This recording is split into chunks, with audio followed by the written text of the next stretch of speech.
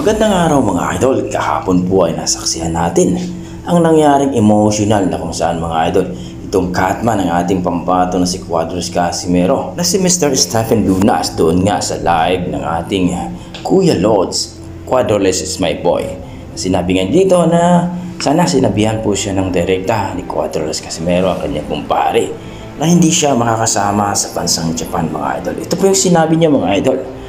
At ito ay courtesy by Cuadros is my boy kay Kuya Lods mga idol.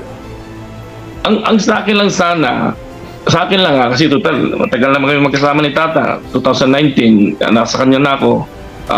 Gusto ko sana, ang sa akin lang, kahit papano, sagutin niya ako diretso kasi sa ibang tao ko pa narinig naralalaman Pwede man, pre, sensya ka na kasi ganito. Yun lang naman gusto ko Kasi tumatawag ako rin ng radio. Ang sabi mo nga sa akin, Tuesday, di ba, kayo na mag-usap ni Tata? Di ba, sabi mo sa akin, mayroon tayong chat na gano'n, di ba? So yun ang ginawa ko.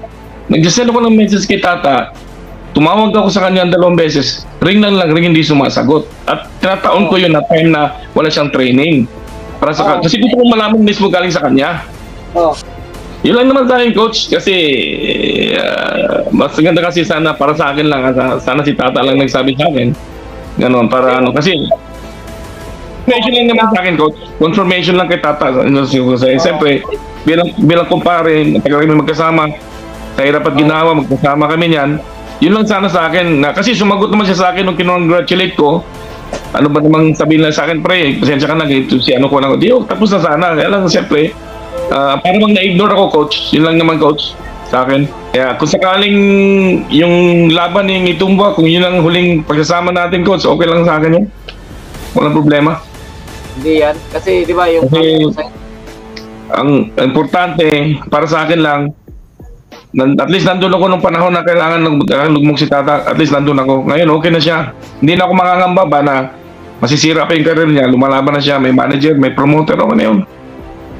Samantala mga idol ay naglabas na rin ng side ni Cuadros Casimero. At pinaliwanag niya dito na only Japan lang daw na hindi makasama ang ating Catman 4SS na si Mr. Stephen Lunas.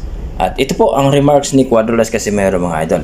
Okay, ano pala kay about kay Stephen. Ayan. About kay Stephen guys, sabi ko kasi na sa Japan lang naman kasi yung laban. Sa ngayon sa Japan, kasi may mga kaibigan ako ng mga trainer ko dati.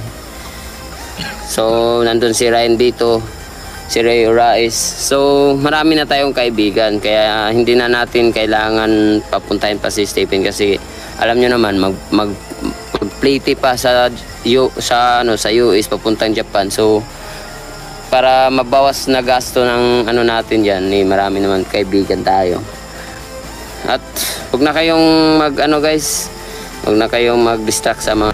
Ayun mga idol, narinig niyo po ang side ni Cuadros Casimero hinggil po sa issue na hindi po makakasama ang kanyang kumpare o ang kanyang Catman na si Mr. Stephen Lunas sa kanyang laban ngayong October 12 doon nga sa bansang Japan. At ang mga boxing fans at mga supporter ni Cuadros Casimero ay hati po ang opinion at hoping po sila na muling magsama ang dalawang magkaibigan at dalawang magkumpare dahil matagal na po silang kanyang pinagsamahan sa larangan po ng boxing. Kayo mga idol, ano masasabi niyo dito? Hanggang dito na lang ako mga idol. Maraming salamat.